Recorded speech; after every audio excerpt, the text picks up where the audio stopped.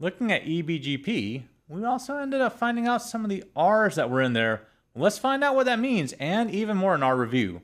Find out right here next on IT Pro TV.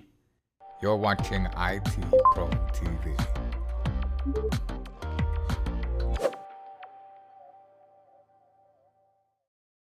That's right, we are jumping right in and we're taking a little bit of a brief study break on eBGP, which I hope to be able to actually pronounce one day very quickly. And here, of course, as we get started, we wanted to start with a topic, and we have Anthony Sequeira with us. Anthony, we looked at the idea of routing inside of BGP just a little bit, and we saw those R's, and you said you were going to get to it, but you never did. I know. So, Anthony, we're calling you out now. Tell us what the heck those are about. It. So many awesome things about teaching with Ronnie, and one of them is he's keeping me honest. So we did a show IP BGP. We saw those R entries. We better check the legend. And thanks for reminding us about the legend in the previous episode, Ronnie. But really, what is going on there? Well, I got good news for you. It is not anything earth-shattering. Let's jump into the command line and take a look at that. So if I do a show IP BGP to look at the BGP routing table on this device, we can see there are these R entries. And if we go up, we see it is a rib failure. This reminds me of when I was in martial arts class with my daughter and a guy threw me to the ground and I heard a snap. It was my rib breaking. Yeah. And it was a real bummer because she got her black belt 6 months before I did. So she was thrilled and I was not. First time I've ever broken a bone, and don't pick the rib if you have the option. Okay, so these rib failures, what is going on? There's a show command that'll tell you exactly what's going on, and it's show IP BGP rib-failure. And when we issue this command, it says for these three prefixes, higher administrative distance. Ronnie, remind me, when it comes to administrative distance, is higher better or is lower better? Lower is normally going to be the better option for us. Okay, lower is better. So this is saying higher admin distance for these three prefixes. Oh, that's reminding me of something. If I do a show IP route and we look in the routing table, we're going to see that there is a terrible AD given for IBGP learn prefixes. eBGP learn prefixes has a killer, meaning awesome, administrative distance value. I think it's 20. That's really low. That is below OSPF, EIGRP. Obviously, it's below RIP. So it's an excellent AD.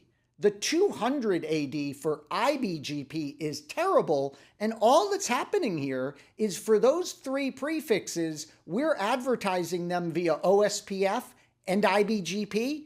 And OSPF is winning. So that's just showing us that three of our prefixes, IBGP learn prefixes, aren't making it into the routing table because of the administrative distance effect. So that's all that is. Not a problem.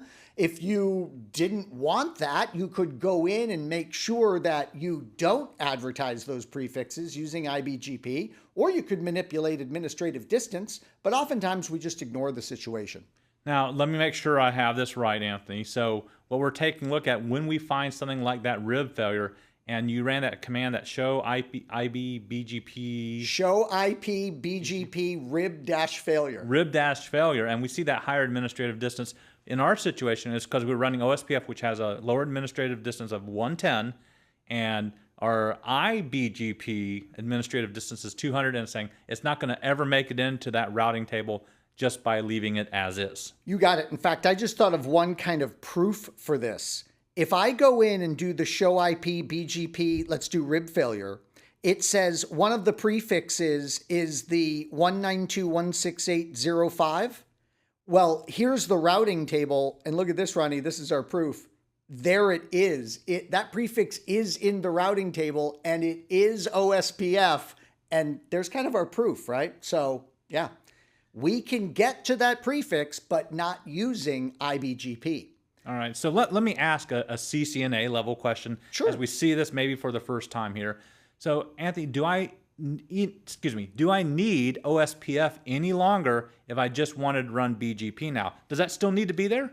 You really do. I mean, it's realistic. An internet service provider, as BGP centric as they tend to be, they're going to have an IGP like OSPF, or oftentimes ISIS, or as Don Pizzette here at IT Pro TV says, is. I love that he calls it that. It reminds me of Bill Clinton, former President Bill Clinton. It depends on what your definition of is. And that was a terrible impersonation. But so the service provider is going to run an underlying IGP. And that's because IGPs are all about enterprise prefix work. Right. BGP isn't for that. And that's one of the reasons that eBGP gets such a terrible administrative distance.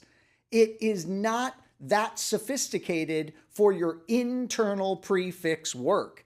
And so, yeah, OSPF, we want it. Okay. And we want it for the dynamic routing capabilities inside of our enterprise.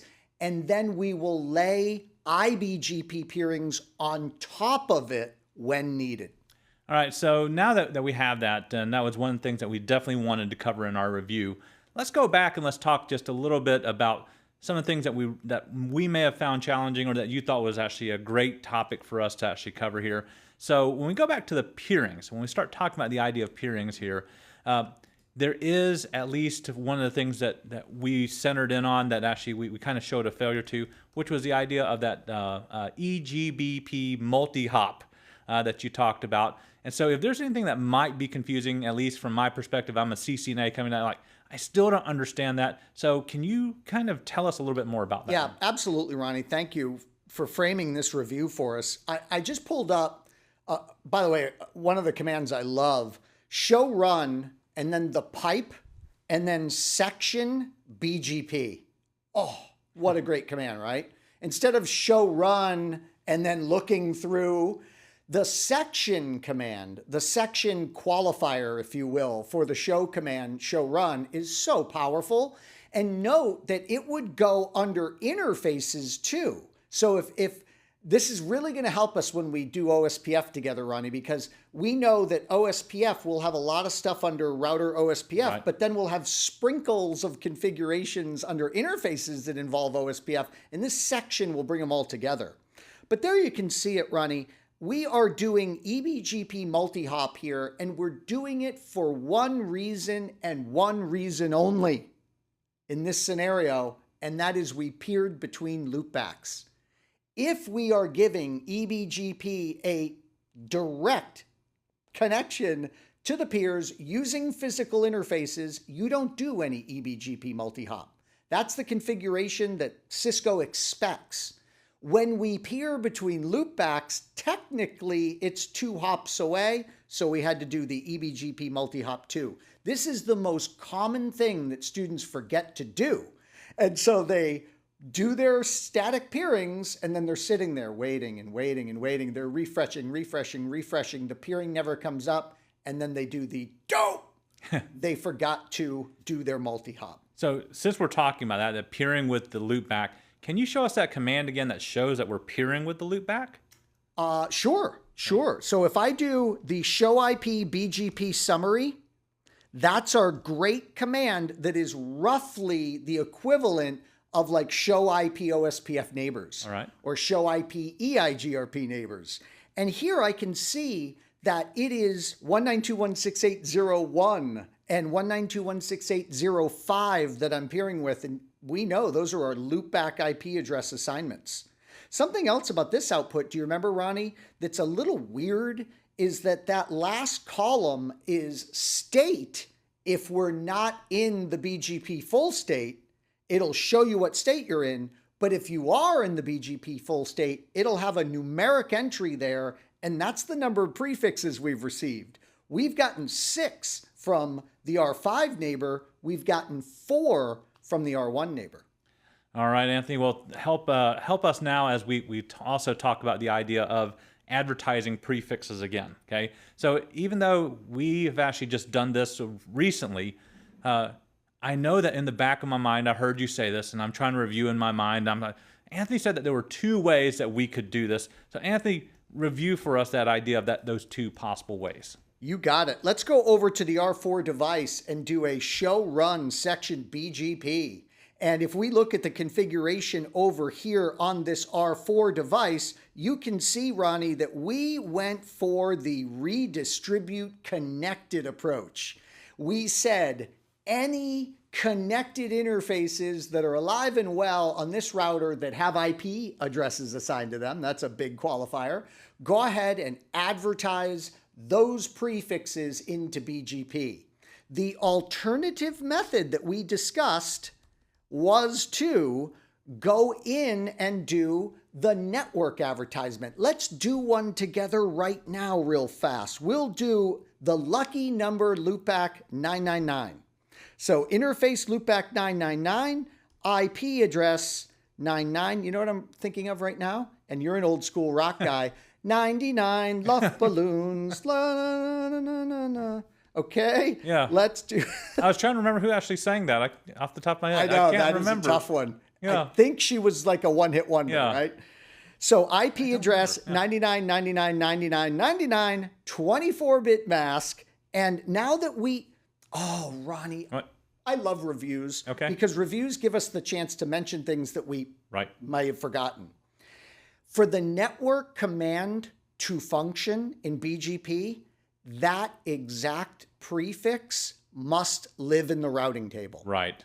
I'm going to repeat that. For the network command to function and for the prefix to be advertised, that exact prefix must live in the routing table. So I would think that 99.99.99/24 is in our routing table now.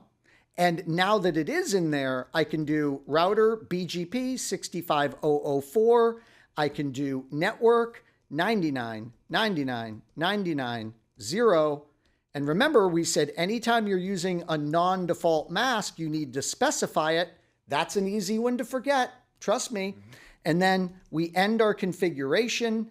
And now if we go up to the R1 device, Ronnie, and we do a show IP BGP, we should see the 99.99 prefix, 99.99.99 prefix, and we see that it is, alive and well and happy. And notice it has an I designation, which up here in the legend shows us that it is an IGP learned route. Cisco did another oops with their command line here. And this is it. Look, there's a lowercase I that is an origin code, and that's this one. And then there's another lowercase I, and it's up here up at the front that indicates it's an internal, an IBGP learned peering. That's clumsy. Yeah. They should have definitely come up with some other character to represent that, because we do have 2 lowercase i's. So be very careful when you're interpreting that output. All right, now the only other thing I want to point out on this, right, is on our left-hand side there where we see the asterisk and that greater than symbol. That's important if that's going to be a valid and best route, which is what we're looking for. If it only has one or the other, you may find out it doesn't work as well, okay? Now, let's talk about our last topic that we spent on eBGP, on the best path selection, okay, just briefly. So I mentioned this after our show a little bit, that BGP really never made any real sense to me because of just my background with the IGPs themselves, that everything's based on that metric, right? So our whole goal of routing and building our tables is the fastest way to get our lowest metric, and that's all that we care about. But it kind of made a little bit more sense to me when I started actually realizing all these different attributes that BGP doesn't really care about that. Is that kind of a fair summary? It is. Ronnie, what happens is it's a completely different paradigm shift. When we work with OSPF, the metric is called cost. It is based on bandwidth, and the fastest bandwidth links win. And that's how we love it to work. Right. That makes perfect sense for us. Prefer the fastest bandwidth connections. BGP, it's a total paradigm shift. With Border Gateway Protocol, it's all about administrative controls. Notice we didn't see one metric that was tied to bandwidth. Right. It was all artificial administrative choices. Weight, local preference, the multi-exit discriminator, which they nickname metric in the output. That's Terrible. awful because that makes us think of like OSPF cost. Right. All of those values, the AS path is like the closest thing we would have to the bandwidth concept, I guess, and that if it's a really big OS path, long AS path, it means that it's far away as far as autonomous system hops go. So it's administrative controls because after all, this is the routing protocol of the internet, and internet service providers want to control it from an administrative standpoint. Yeah, and that's something that I just had to kind of wrap my mind around, was that we throw out that idea of fastest path, and what we try to do the majority of times, right, is say, the reason why we need it is because we need to manipulate it to go out of this particular interface or this exit instead of taking the way that it would normally do so. So that's the idea, that administrative cost that we really wanted to emphasize. Because if you go in thinking that it's the same as an IGP, every time you look at those tables, it's not going to make sense to us. It won't. And I wanted to bring this up too. You know, you gave us and I thank you so much. You gave us that mnemonic device involving oranges for memorizing this. And how would that come into play? Well, let's say Ronnie's in the CCIE exam and they show him this exact table right here and they say, Ronnie, we noticed that for the 10, 100, 100 prefix, you're using R5. We need you to use R4. Ronnie could immediately think of his acronym involving oranges and he could go, wait. Not wait, W-A-I-T. He would go wait, W-E-I-G-H-T. And he would say, I'll just change the weight on this prefix and I will just circumvent this AS path decision. Remember, we got it to choose R5 by manipulating AS path. AS path comes down fairly late. Right. What was the mnemonic? Do you remember it? We love oranges as oranges mean pure refreshment. We love oranges as. So A is the AS path. So we have weight, local preference, origin, and origin code. So we could have manipulated those three things and it would have circumvented the AS path approach. All right, Anthony, can you think of any other thing that we might need to remember in terms of reviewing this concept? Because this is our official way of saying, hey, you need to take a break because we went over so many concepts here. Yeah, here's what I'm going to tell our learners. Ronnie and I are standing by, and we really mean this, we are standing by inside of our Q&A forum, inside itprotv.com. So itpro.tv. So when you're up at our website and you are watching these videos, maybe your third time, taking notes, I want you to consider communicating with us via that forum. We're standing by to help you. So the minute, I hate saying this cliche because it is a cliche, but it is so true. The only dumb question that you could have about BGP is the one you don't ask us. So please, the minute something doesn't make sense, this is a complicated protocol. This acts strangely in so many ways compared to what you're used to. Don't let a question go unanswered. Yeah, there's no doubt in thinking about that. And we're not really completely done with all of BGP yet. There are some more concepts that we'll hit in, well, another particular show that we'll end up doing together. But thank you, Anthony. That's a good place for us to stop this particular review. And it's a great place for us to sign off as well. You've heard about all these different topics, but make sure you come back and check out our forums as well. Signing off for IT Pro TV, I'm your host, Ronnie Wong. And I'm Anthony Sequeira. Stay tuned right here for more of your CCNP Encore show. Thank you for watching IT Pro TV.